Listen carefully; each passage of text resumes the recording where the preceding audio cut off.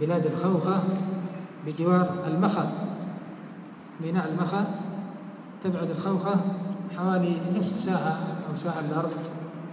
فيها دعوة عظيمة ما شاء الله من الرجال ومن النساء، والإقبال أيضا من العوام. كنا ننزل من دماج قبل 15 سنة ما شاء الله، يعلن بمحاضرة للنساء فيحضر المئات من النساء، يحضر المئات من النساء، بل لهم دروس أسبوعية يحضرها أيضا على ما أخبرت المئات. فما شاء الله يعني حقيقة بلاد الخوخة حفظ الله أهلها وجزاهم الله خيرا، فيها من المحبة بين أهلها والتعاون والتواضع. فلهذا انطلقت الدعوة في بلادهم وفي القرى المجاورة، فصارت أكثر مساجد المنطقة مساجد سنة.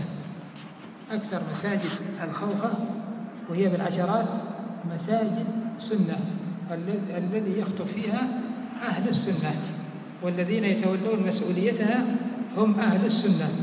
وهذه ثمرة من ثمار الاعتصام بالمنهج السلفي والتآخي عليه والتحابب عليه والتعاون فيه على البر والتقوى.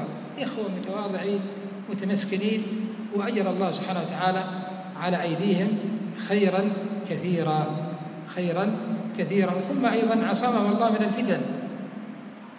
جاءت فتنة الأحزاب فسلموا، جاءت فتنة الجهاد اللي يسمون أنفسهم جهاد وهم فساد فسلموا، جاءت فتنة الجمعيات فسلموا، جاءت فتنة أبي الحسن فسلموا، جاءت فتنة الحجوري فسلموا. ما شاء الله توفيق، نغبطهم على هذا الخير، ونسأل الله لنا ولسائر إخواننا المزيد من فضله.